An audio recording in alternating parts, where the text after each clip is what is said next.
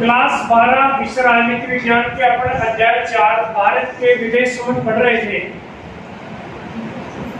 भारत के विदेश संबंध के अंतर्गत सबसे पहले हम बात करें कि अपना देश आजाद हुआ था। कब आजाद हुआ था? 1947 ईस्वी में अपना देश आजाद हुआ था। उस समय विकट परिस्थिति थी, पूरा विश्व में क्या चल रहा था? दूसरा विश्व युद्ध हो रहा था 1939 से लेकर 1945 तक। पूरे विश्व में अशांति फैली हुई थी।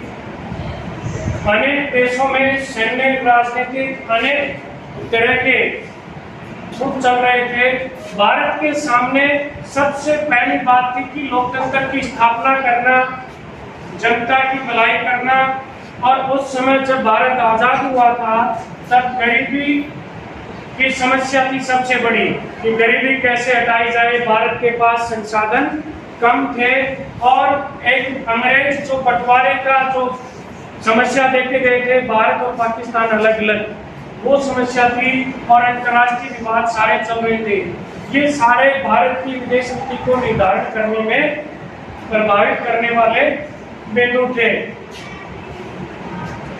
हमारे देश की विदेश नीति अन्य सभी देशों की संप्रभुता का सम्मान करने और शांति कायम करके अपनी सुरक्षा सुनिश्चित करने ये बात हमने शामिल की थी। भारत की विदेश नीति के अंदर कौन सी बात शामिल थी कि अन्य देश जो भी देश थे, उस समय दूसरा विश्व युद्ध हुआ था, स्वतंत्र राष्ट्र बने थे, उनकी संप्रभुता का क्या करना?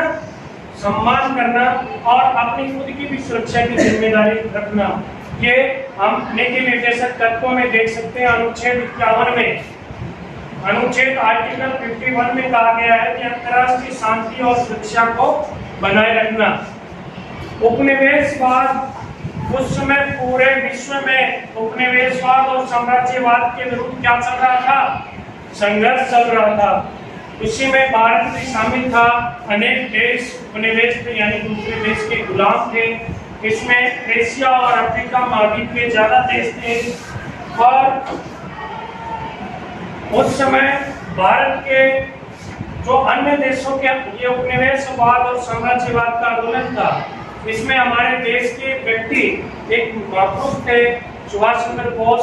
उन्होंने इंडियन नेशनल आर्मी बना रखी थी, जो अन्य देशों को स्वतंत्र कराने के लिए भी लड़ाई लड़ती थी। केवल भारत के लिए नहीं, अन्य देशों के लिए भी लड़ाई लड़ती थी। किसी भी देश की विदेश नीति उसके अंदरूनी और बाहरी सरोकारों पर निर्भर करती है कि उसके अंदर की स्थिति क्या है और बाहरी देशों से उसके संबंध कैसे हैं, उसी पे उसकी विदेश नीति निर्भर करती है। जब द्वितीय विश्व युद्ध के पश्चात पूरा विश्व कितने खेमों में बट गया? 2 खेमों में बट गया था। एक तो संयुक्त राज्य अमेरिका जिसका नेतृत्व कर रहा था, दूसरा सोवियत संघ जिसका नेतृत्व कर रहा था। अब भारत के सामने यह समस्या है कि हम कौन से गुट में शामिल हो, क्योंकि भारत जैसे विकासशील देश थे। हम भारत की विदेश नीति में उस समय पंडित जवाहरलाल नेहरू की भूमिका बहुत महत्वपूर्ण थी। उन्होंने एक नई नीति अपनाई जिसका नाम था गुट निरपेक्षता की नीति। जिसका नाम क्या था? गुट निरपेक्षता की नीति। यानी हम किसी भी गुट के अंदर शामिल नहीं होंगे, न तो सोवियत संघ में, न ही अमेरिका गुट में। डॉक्टर भीमराव अंबेडकर, जनसंघ और साम्यवाद जैसे पार्टियों ने कहा कि हमें अमेरिका गुट वाले में शामिल हो जाना चाहिए, लेकिन उस समय प्रथम प्रधानमंत्री और विदेश मंत्री पंडित जवाहरलाल नेहरू थे। उन्होंने किसी भी गुट में शामिल नहीं होने का फैसला किया। अब नेहरू जी की विदेश नीति के संदर्भ में अपन बात करें कि ये 1946 से लेकर 1964 तक है, तो 4-6 इसका मतलब 6-4। भारत तो आजाद 47 में हुआ था, लेकिन ये अंतरिम सरकार बना दी थी। पहले चुनाव तो 1952 में हुए थे, चुनाव से पहले ही अंतरिम सरकार बन गई थी। मनोनीत रूप से प्रथम प्रधानमंत्री और विदेश मंत्री पंडित जवाहरलाल नेहरू थे। इन्होंने 3 मुख्य बातों में ध्यान दिया। पंडित जवाहरलाल नेहरू जी ने 3 मुख्य बात, पहली संप्रभुता, जो भी नए राष्ट्र बने हैं उनका क्या करना? उनकी संप्रभुता का सम्मान करना, रक्षा करना जरूरी है। खुद की भी संप्रभुता का सम्मान करना। और एक अपनी संप्रभुता से तात्पर्य क्या है कि संप्रभुता अपने मामलों में, वो सब मामलों में स्वतंत्र हो, किसी के दबाव में न हो। संप्रभुता अपने आप में सर्वे सर्वा। क्षेत्रीय अखंडता दूसरी विदेश नीति की दूसरी बात ये भी थी कि पंडित जवाहरलाल नेहरू ये चाहते थे कि देश की क्षेत्रीय अखंडता बनी रहे, देश को कहीं एकता की सुरक्षा या एकता में कहीं बाधा उत्पन्न न हो। तीसरी बात थी कि तेज रफ्तार से आर्थिक विकास। पंडित जवाहरलाल नेहरू चाहते थे कि हमें विकास की हमें ऐसी विदेश नीति बनानी चाहिए जिससे हमारे देश का तेज आर्थिक विकास हो। पहला है संप्रभुता, दूसरा क्षेत्रीय अखंडता, तीसरा है तेज रफ्तार से आर्थिक विकास। इन तीन बातों को ध्यान में रखते हुए पंडित जवाहरलाल नेहरू जी ने कैसी नीति अपनाई? गुट निरपेक्षता की नीति, यानी किसी भी गुट के अंदर शामिल नहीं हुए। हम लोगों में से दो खेमों से दूरी, जो विश्व दो खेमों में बढ़ रहा था, उन दोनों से दूरी रखी और शांतिपूर्ण विश्व। भारत का एक सपना था कि पूरा विश्व शांति से रहे, शांतिपूर्ण विश्व की कल्पना थी। इसी के चलते हमने दोनों गुटों से दूरियां रखी। नाटो, जिसका पूरा नाम है North Atlantic Trade Organization, Atlantic Trade Organization, ये अमेरिका द्वारा संचालित संगठन है और वार्सा ये सोवियत संघ द्वारा सैनिक गुट था। भारत ने इन दोनों गुटों से दूरियां रखी। जब 1956 में स्वेज लहर का मामला था, जब 1956 में स्वेज लहर के विवाद पर ब्रिटेन ने किस देश पर हमला किया था? मिस्र पर। तो भारत ने इसका खुलकर विरोध किया था।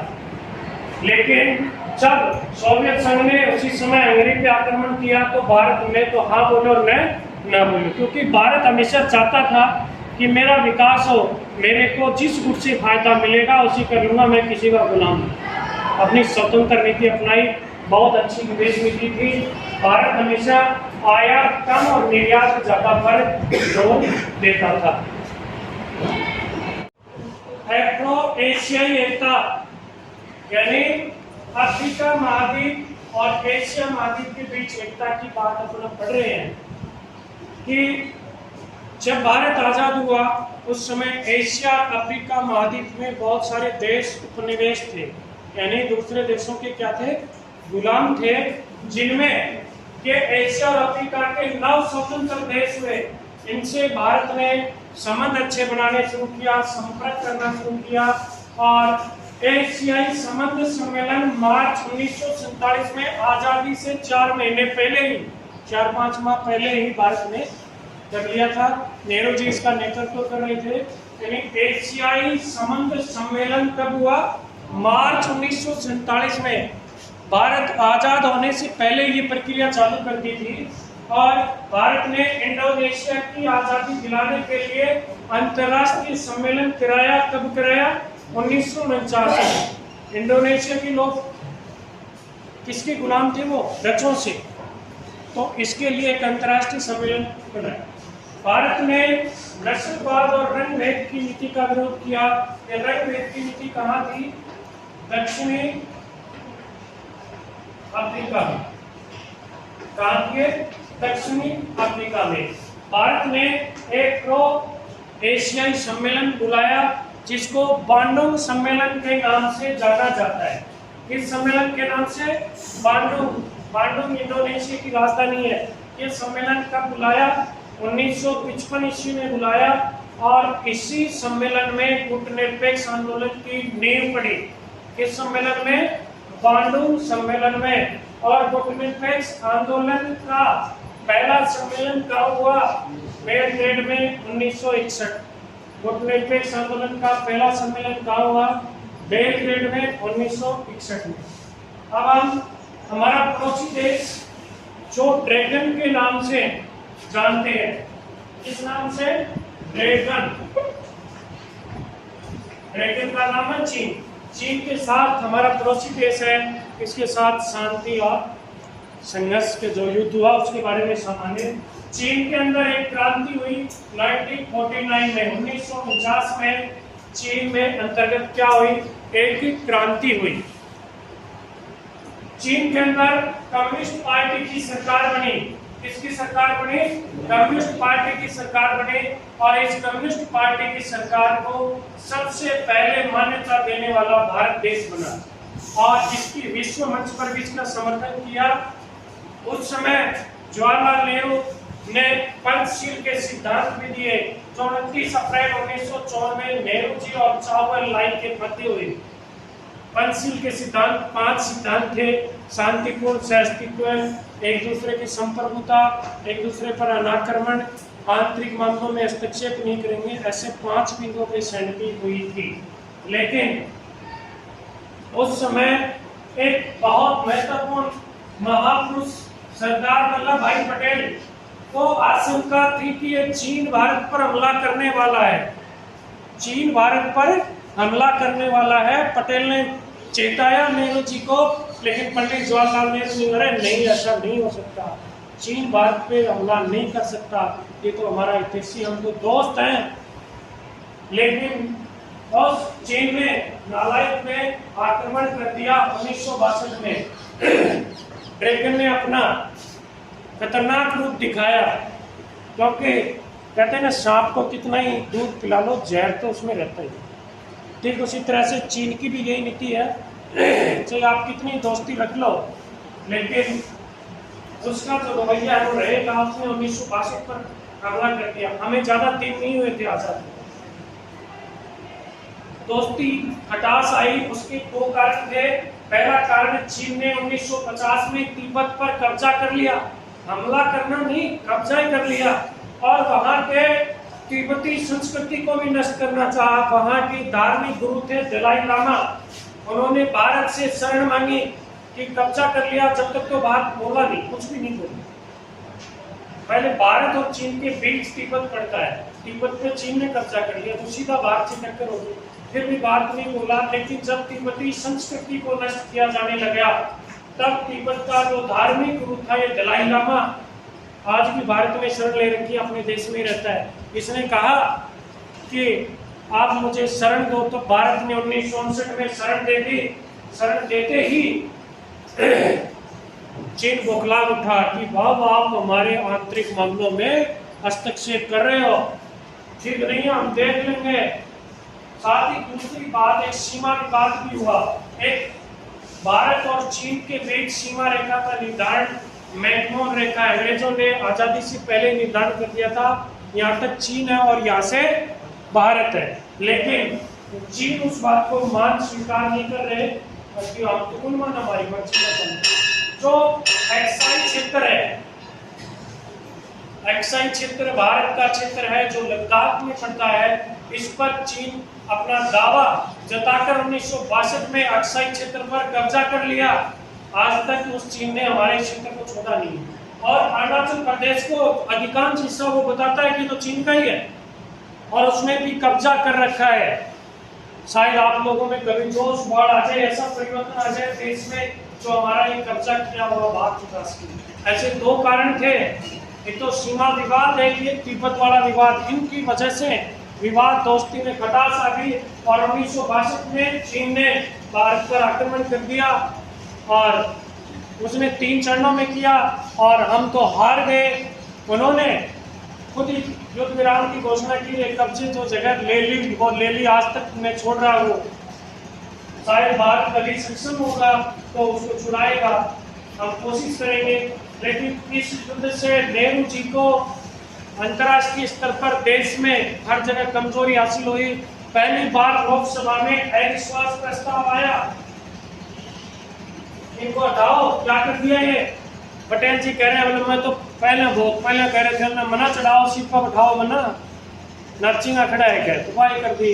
यानी ये जगह ऐसी चलती आ रही है। उस दिन के बाद क्या हुआ कि हमारे भारत के अंदर एक भारतीय कम्युनिस्ट पार्टी थी, उसके भी 2 फाड़ हो गए। एक तो सोवियत संघ की विचारधारा की, वो तो भारतीय कम्युनिस्ट पार्टी रही, एक माकपा और बन गई। CPIM मार्क्सवादी कम्युनिस्ट पार्टी, वो चीन का समर्थन कर रहे हैं। वो किसका समर्थन कर रहे थे? चीन का। उनको जेल में भी डाला। एक तो चीन हमारे ऊपर लड़ाई कर रहा है और आप चीन का समर्थन कर रहे हो। भारत ने उस समय सोवियत संघ केवल देखकर रहा, ऐसे नाड़ घुमाता रहा, उसने हमारी कोई सहायता नहीं। हमने चीन से, ब्रिटेन से सहायता मांगी, उन्होंने हमारी सहायता की। भारत उस समय एक जल्दी ही स्वतंत्र हुआ देश, नवस्वतंत्र देशों में था, और चीन ने उसका फायदा उठाया हमारा पूरा। अब चीन से वो जमीन कभी कभी तो हम अवश्य लेंगे। अब अपन पढ़ेंगे पाकिस्तान के साथ युद्ध और शांति। पाकिस्तान पहले से कोई देश नहीं था, भारत का बंटवारा होकर ही बना है। 14 अगस्त की रात को पाकिस्तान अलग हो गया था और भारत बन गया। जब भारत पाक विभाजन हुआ, उसी समय कश्मीर को विवाद लेकर, कश्मीर को लेकर 1947 ईस्वी में ही पाकिस्तान ने भारत के ऊपर हमला कर दिया। भारत और पाकिस्तान जब बंटवारा हुआ, उसी समय पाकिस्तान और भारत की लड़ाई हो गई थी कश्मीर को लेकर। कश्मीर को जो आज तक मुद्दा चलता आ रहा है, उसमें पाकिस्तान ने कब्जा भी कर रहा है। पाकिस्तान ने कश्मीर के ऊपर हमला कर दिया था। तो ये 1947 में भारत पाकिस्तान युद्ध हुआ, शुरुआत हुई थी। भारत पाकिस्तान का क्या हो गया था? युद्ध शुरू हो गया था। इसमें संयुक्त राष्ट्र संघ की भूमिका महत्वपूर्ण रही। संयुक्त राष्ट्र संघ, जिसको यूएनओ बोलते हैं,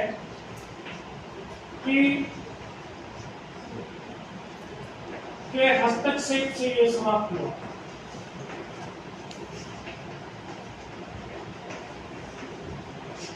युद्ध का अंत या समाप्त कहे तो किसने कराया? संयुक्त राष्ट्र संघ आया। बोले क्यों? वास्तविकता तो यह है कि जो कश्मीर के विलय पे सरदार पटेल पहुंच गए थे। कश्मीर के राजा था हरि सिंह। उसने कश्मीर को भारत में मिलाने का सहमति पत्र शुरू में तो वो चाह रहा था कि मैं अलग ही रहूं, लेकिन पाकिस्तान ने उसके ऊपर हमला कर दिया। पाकिस्तान चाहता था कि कश्मीर पाकिस्तान को मिल जाए, लेकिन वहाँ के शासक हरि सिंह ने, कश्मीर का शासक था उस समय हरि सिंह, उसने क्या किया? सरदार पटेल ने उससे हस्ताक्षर करा दिए, भारत में राजी हो गया। पाकिस्तान ने हमला कर दिया, वो भागे आया, तो हमने तो थोड़ा भारत में मिला दिया, ठीक है। सरदार पटेल भी पहुंच गया सेना लेके। वहां भी जवाहरलाल नेहरू जी ने क्या किया? वो बोला संयुक्त राष्ट्र में मामलों ले चलूंगा, वहीं इसका निपटारा कर लेंगे। संयुक्त राष्ट्र में मामले को लेके युद्ध तो समाप्त हो गया, लेकिन वो समस्या जड़ है, वो आज तक नहीं है। पीओके पाक ऑक्युपाइड कश्मीर, पाकिस्तान ने आज भी हमारे कश्मीर पे कब्जा कर रखा है। उसका समाधान यूएन द्वारा नहीं किया गया। एक नदियों के ऊपर विवाद चल रहा था। भारत पाकिस्तान के एक तो सीमा का विवाद है, कश्मीर मुद्दा है, एक नदियों के ऊपर भी विवाद था। नदियों पर भी विवाद था। देखो, बड़ी अचंभे की बात है, सारी नदियां हिंदुस्तान से, भारत से होके जाती हैं पाकिस्तान। हम चाहे तो उनका सारा पानी रोक सकते हैं, लेकिन हम प्यासे मर रहे हैं। उनका पानी, जिनका समझौता हुआ कितना पानी मिलना चाहिए, उससे ज्यादा पानी जा रहा है। उनके बाढ़ आती है और हम प्यासे मर रहे हैं। तो ये नदी पे विवाद था। इसके अंदर सिंधु नदी जल संधि हुई 1960 में। सिंधु नदी जल संधि हुई 1960 में, और ये किसने कराई? विश्व बैंक, वर्ल्ड बैंक है, विश्व बैंक की मध्यस्थता में इसने मध्यस्थता की, भारत पाकिस्तान पे इसमें 1960 के अंतर्गत हस्ताक्षर करवाए नेहरू और जनरल अयूब खान था। अपने इस समझौते करने के लिए हिंदुस्तान की तरफ से नेहरू और पाकिस्तान का जनरल था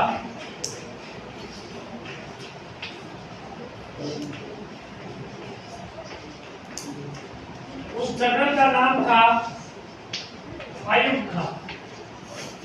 इन्होंने इस समझौते पर हस्ताक्षर किए। सिंधु नदी जल संधि का विवाद किसने सलटाया? विश्व बैंक। विश्व बैंक की मध्यस्थता से सलटा।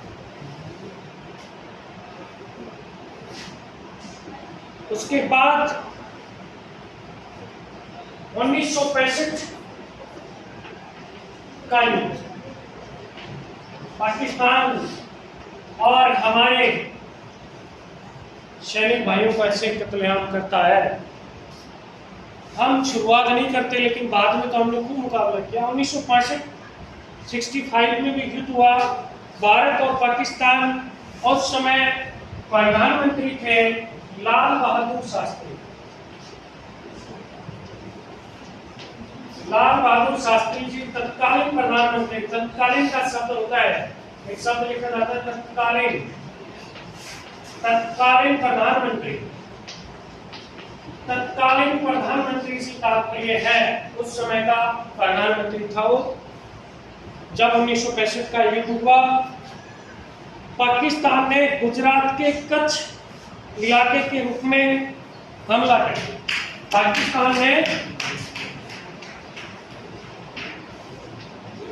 पाकिस्तान ने जो गुजरात का कच्छ इलाका है, कच्छ पर हमला कर दिया। और उसे ऐसा लग रहा था कि जम्मू कश्मीर के लोग पाकिस्तान का साथ दिया, लेकिन डरा रह गया। जम्मू कश्मीर के लोगों ने पाकिस्तान का साथ नहीं दिया, क्योंकि वो हिंदुस्तान में मिलना चाहते हैं। बहुत गिने चुने लोग जो आतंकवादी हैं वो नहीं मिलना चाहते। भारत ने क्या किया? पंजाब के रास्ते उन्होंने पंजाब में भी हमला किया। पंजाब की तरफ से हमने कार्रवाई की और उसे भी घुटने लाहौर तक हमारी सेना ने कब्जा कर लिया। पाकिस्तान की राजधानी लाहौर तक हमारी सेना पहुंच गई थी। हम तो दयालु सहिष्णु समझे भारत के लोग। फिर हमने क्या किया? संयुक्त राष्ट्र संघ दोबारा आ गया, यूएनओ आ गया और यूएनओ ने क्या कहा? यूएनओ में युद्ध शांत करवाया, युद्ध का समाप्ति। संयुक्त राष्ट्र संघ आ गया, मतलब क्या कर रहे हो? लड़ाई नहीं करनी, लड़ाई आपको नहीं करनी है, इस युद्ध को रोका जाए। तो उस समय ताशकंद समझौता है, महत्वपूर्ण समझौता। ताशकंद समझौता 1966 ईस्वी में हुआ, युद्ध होने के बाद। और भारत का तो था लाल, इसने अपने जीवन को लाल बहादुर शास्त्री, और पाकिस्तान की तरफ से देखो जल संधि में तो अयूब खान था और इसमें भी अयूब खान ही था। पाकिस्तान का भी कौन था? अयूब खान। इन दोनों ने हस्ताक्षर किए। ताशकंद उज्बेकिस्तान की राजधानी है। और इस समझौते में मध्यस्थता किसने की? मध्यस्थता की सोवियत संघ ने इसकी मध्यस्थता की। बेटा समझौता कराया।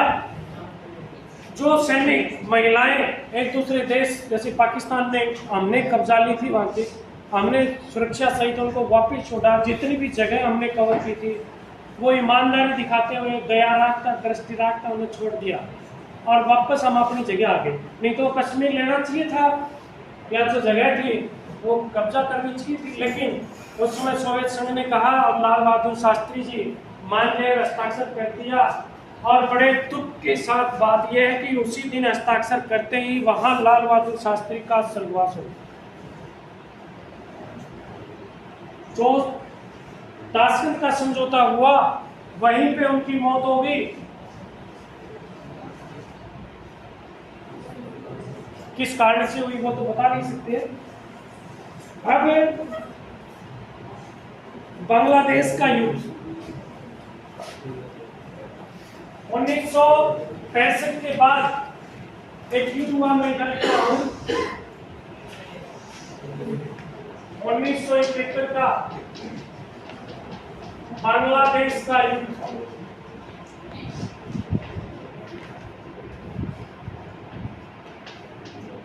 बांग्लादेश के लिए जो युद्ध था, महत्वपूर्ण बात यह है कि पाकिस्तान भारत के पूर्व की ओर भी था, जो वर्तमान में बांग्लादेश है,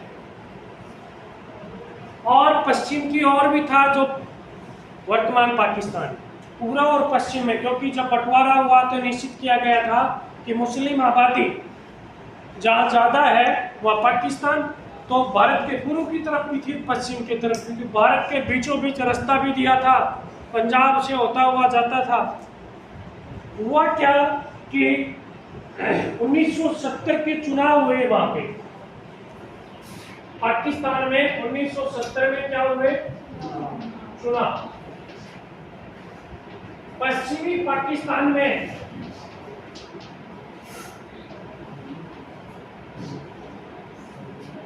जुल्फिकार अली भुट्टो जो बनाया वो तो जीता। पश्चिमी पाकिस्तान में कौन जीता? जुल्फिकार अली भुट्टो। और पूर्वी पाकिस्तान में मुजीबुर रहमान।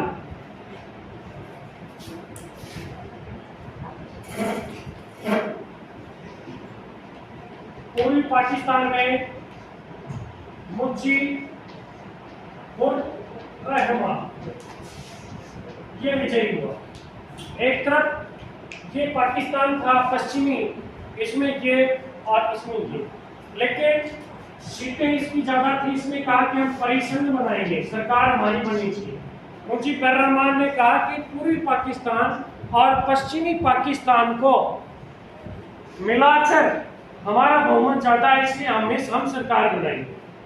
क्योंकि सरकार उनकी बनती जिनकी ज्यादा सीट हो। तो मुजीबुर रहमान की सीटें बहुत ज्यादा थी, पूरे पाकिस्तान में बहुमत था, इसलिए सरकार इनकी बननी थी। ये बोले हम सरकार बनाऊंगा, और जुल्फिकार जुल्फ करके बोले कहीं बनाओगा, मैं देख लूँ कौन बना दी। इसने शेख मुजीब नाम के व्यक्ति को गिरफ्तार कर दिया।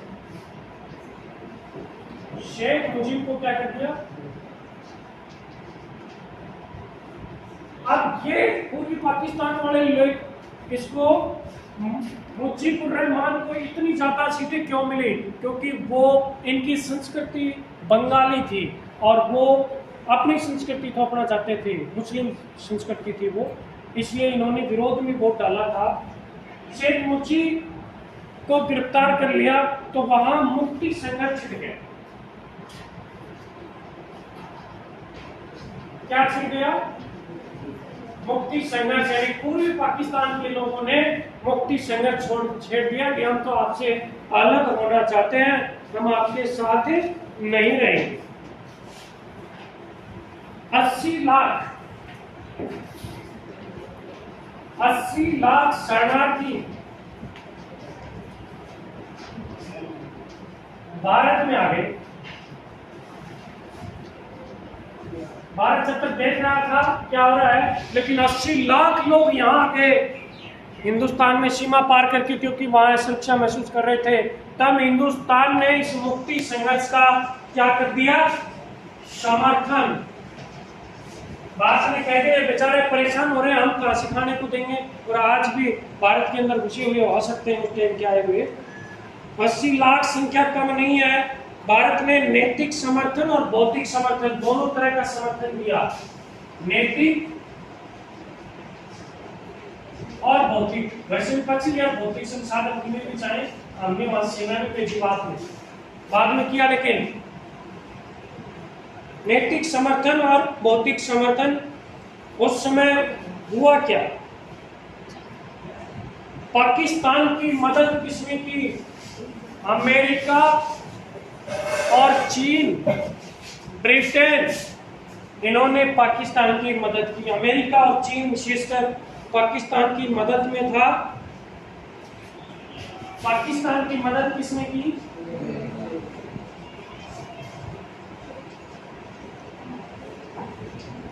मदद की अमेरिका और चीन ने।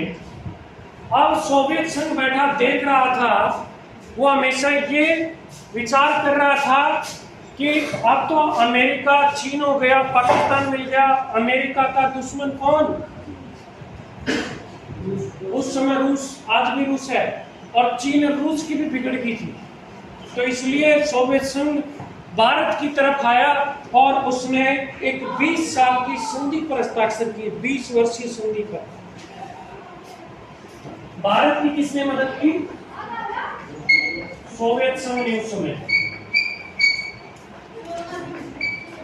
एक 20 वर्षीय संधि की,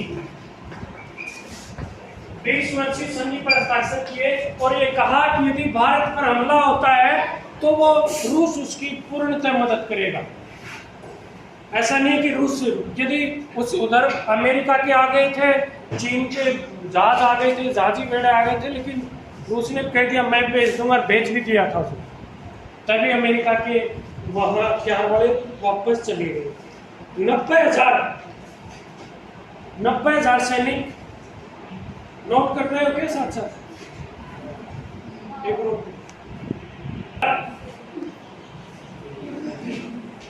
90,000 सैनिक पाकिस्तान के थे। पाकिस्तान का नाम पाकिस्तान सैनिकों ने क्या किया? आत्मसमर्पण, भारत को सौंप दिया, क्या डाल दिए? 90,000 सैनिक। और अंत में ये युद्ध समाप्त हुआ क्योंकि उन्होंने हार मान ली और एक नए राष्ट्र का उदय हुआ, बांग्लादेश। इस तरह से बांग्लादेश बना नया। और उस समय भी समझौता हुआ जिसका नाम है शिमला समझौता। पहले वाला ताशकंद था और ये शिमला समझौता हुआ। शिमला समझौता इंदिरा गांधी और जुल्फिकार अली भुट्टो 3 जुलाई 1972, 3 जुलाई 1972 ईस्वी को किसके मध्य हुआ? पहले अपना देश का नाम इंदिरा गांधी और जुल्फिकार अली भुट्टो के बीच हुआ। और इंदिरा गांधी कहते थे तो 3-5 करा कि देश अलग बना है, परेशान कर रहा है, तो और बांग्लादेश बना दिया। इंदिरा गांधी की छवि पूरी विश्व में बहुत महान ताकतवर नेता के रूप में उभरी। और फिर लोकसभा चुनाव भी हुए और 72 में उनको भारी बहुमत मिला, बहुत ज्यादा बहुमत मिला। अब पाकिस्तान के पढ़ रहे थे इसी में। इसके बाद एक युद्ध और हुआ था, कारगिल संघर्ष। देखिए आखिरी तारीख दिख रही होगी 26 जुलाई। 26 जुलाई को ही कारगिल विजय दिवस मनाया जाता। जो 26 जुलाई है ना आज की, 26 जुलाई को क्या मनाया जाता है? कारगिल विजय दिवस। देखो कितनी अच्छे हम किस्मत हमारे कि जिस दिन विजय दिवस मना रहे हैं उसी दिन अपन टॉपिक पढ़ रहे हैं। 26 जुलाई की तारीख है आज। पाकिस्तान ने द्रास, माइकौर, अक्सर, द्रास, माइकौर और क्या है अक्सर और बतालिन,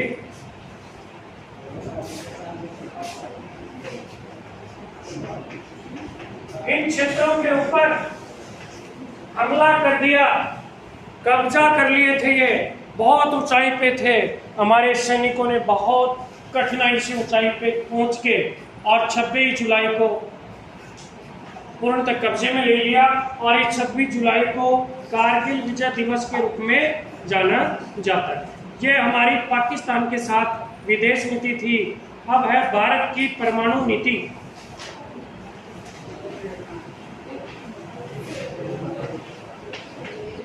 भारत की परमाणु नीति। सरदार वल्लभ भाई पटेल नाम लेते ही बड़े खुश हो जाता है कि उन्होंने कहा कि हमें भी परमाणु परीक्षण करने चाहिए। वैसे परमाणु परीक्षण की 1940 के दशक के अंत में डॉक्टर हामिद जहांगीर बाबा इसने काम शुरू कर दिया था निर्देशन में 1940 में ही। लेकिन हमारे पड़ोसी देश चीन ने 1964 में परमाणु परीक्षण कर लिया था। चीन ने परमाणु परीक्षण कब कर लिया था? 1964 में। हमने पीछे वाले पाठों में पढ़ा कि जनसंघ ने कहा कि भारत को भी परमाणु परीक्षण करने चाहिए, ताकतवर बनना चाहिए। पंडित जवाहरलाल नेहरू परमाणु हथियारों के पक्ष में नहीं थे। वो चाहते थे कि जिनके पास परमाणु हथियार नष्ट कर दे। ये परमाणु हथियार केवल शांति के लिए, ऊर्जा उत्पादन के लिए परमाणु हथियार बनाना चाहते थे। मई 1974 में पोखरण, बड़े पोखरण जो जैसलमेर, और जैसलमेर क्या क्या लिखो, हमारा रंगीला राजस्थान के अंतर्गत पहला परमाणु परीक्षण हुआ। पहला परमाणु क्या हुआ? परीक्षण हुआ पोखरण में। अब वो उसका दुष्परिणाम में हम भुगत रहे हैं। वहाँ बहुत से बच्चे विकलांग, कैंसर, ऐसी समस्याएं देखने को मिल रही है। उसके बाद दूसरा परमाणु परीक्षण कब हुआ? 1998 में। ये भी पोखरण, जैसलमेर, राजस्थान। दो परमाणु परीक्षण होने के बाद हम परमाणु शक्ति संपन्न देशों में आने लगे। आज भी जब परमाणु हथियारों की बात होती है, पाकिस्तान ने संख्या में हमारे से ज्यादा परमाणु हथियार बना रखे हैं, लेकिन उन वाले इतने ताकतवर नहीं जितने हम। संख्या में वो उनके परमाणु हथियार ज्यादा हैं, ताकत में हमारे परमाणु हथियार ज्यादा हैं। एक व्यापक परमाणु परीक्षण निषेध संधि सीटीबीटी भी हुई है। सीटीबीटी भारत ने आज तक इस पे साइन नहीं किया, क्योंकि भारत कहता है कि इस पे जब भी साइन करेंगे जब जिनके पास है सारा खत्म कर दो ये हथियार।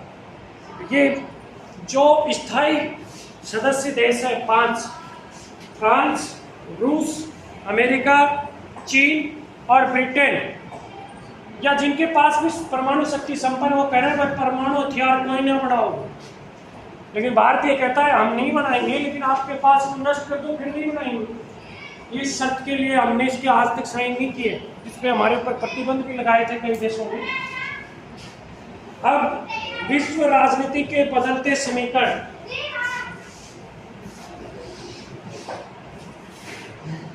विश्व